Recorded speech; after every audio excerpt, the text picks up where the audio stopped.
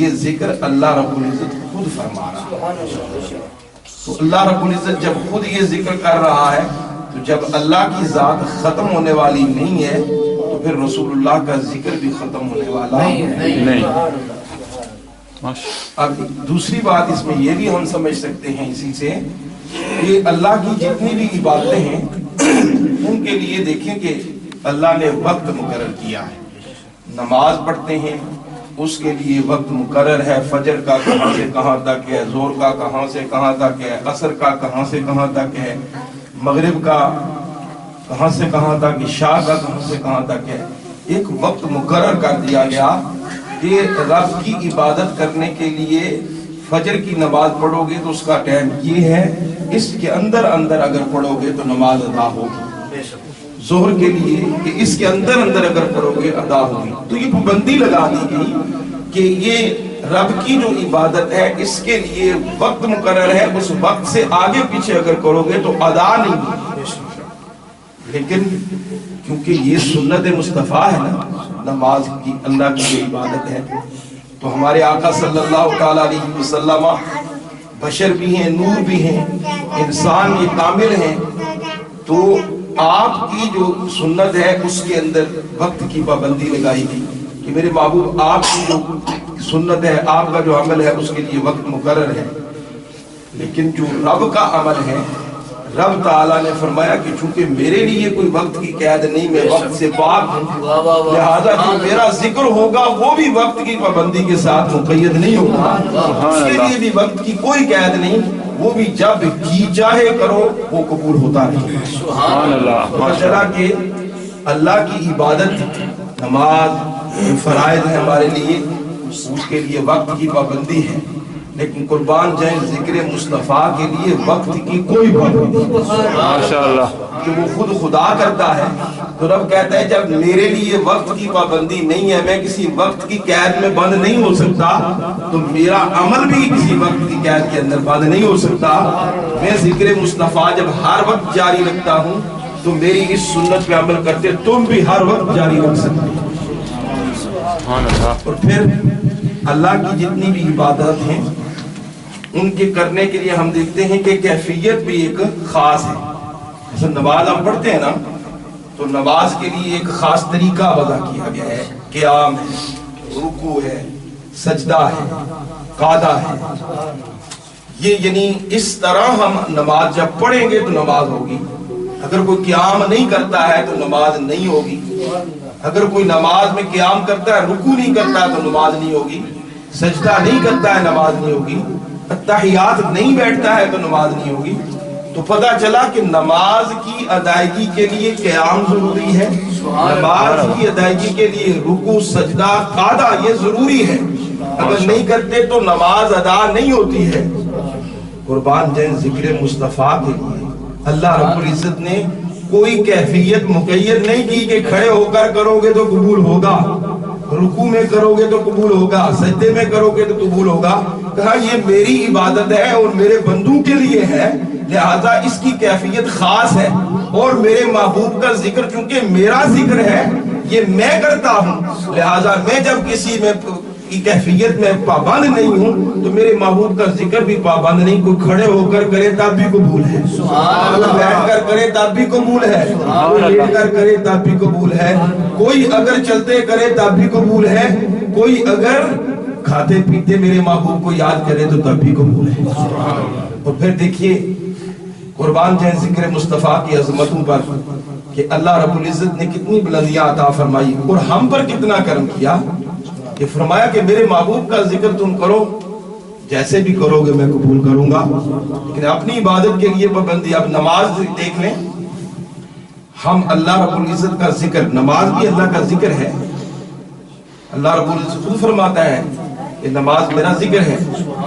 اقیم الصلاۃ علی ذکری, نماز قائم کرو میرے ذکر کے لیے. تو یہ اللہ کا ذکر ہے, لیکن اس ذکر کے کرنے کے لیے جس طرح میں نے بتایا نا کیفیت, قیام, رکوع, سجود, قعدہ یہ ضروری ہے, اسی طرح یہ ذکر جو ہم کرتے ہیں نماز کی صورت میں اس کے لیے بھی قید ہے, مقید ہے وہ ذکر. کہا کہ عربی زبان میں کرنا پڑے گا. عربی زبان میں کرو گے تو قبول ہوگا. اگر تم نے عربی زبان سے ہٹ کر کسی اور زبان میں نماز پڑھی تو نماز قبول نہیں ہوگی.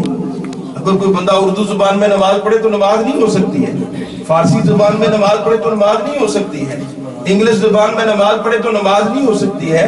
نماز کے لیے پابندی ہے کہ وہ عربی زبان میں پڑھی جائے گی. لیکن قربان جائیں ذکر مصطفیٰ پر, اللہ رب العزت کی عظمتوں پر, اس نے اپنا ذکر اپنے محبوب کو ذکر کو بنا کے فرمایا کہ جس طرح میرے لیے کوئی پابندی نہیں, میں محدود نہیں ہوں, میرے محبوب کا ذکر بھی کسی پابندی کے ساتھ, کسی قید کے ساتھ مقید نہیں ہے. وہ جس زبان میں بھی کیا جائے میں قبول کر لیتا ہوں. وہ اگر فارسی میں کوئی کرے تب بھی میں قبول کرتا ہوں, وہ اردو میں کرے تب بھی قبول کرتا ہوں.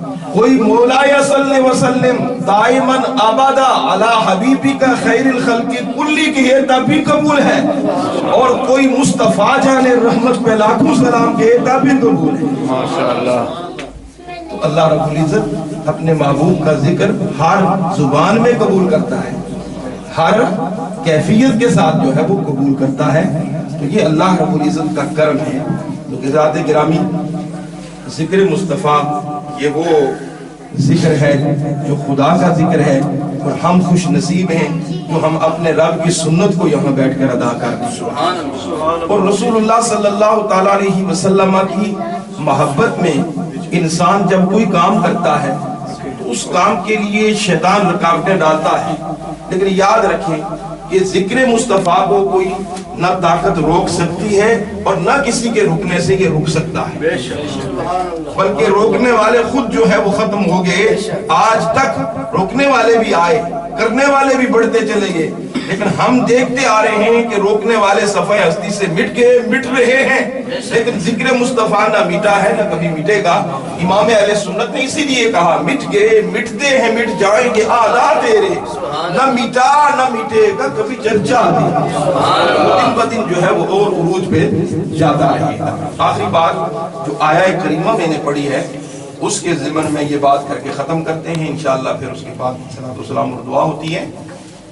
اللہ رب العزت نے اپنے محبوب کے حوالے سے ارشاد فرمایا قرآن کریم کے اندر, یریدون لیطفئوا نور اللہ بافواہہم. یہ کافر جو ہے نا یہ چاہتے ہیں کہ اللہ کے نور کو یہ پھونکوں سے بجھا دیں. اللہ فرماتا ہے یہ بجھنے والا نہیں ہے. یا اللہ کیوں نہیں بجھ سکتا؟ ہم دیکھتے ہیں کہ چراغ جل رہا ہو, پھونک مارو وہ بجھ جاتا ہے.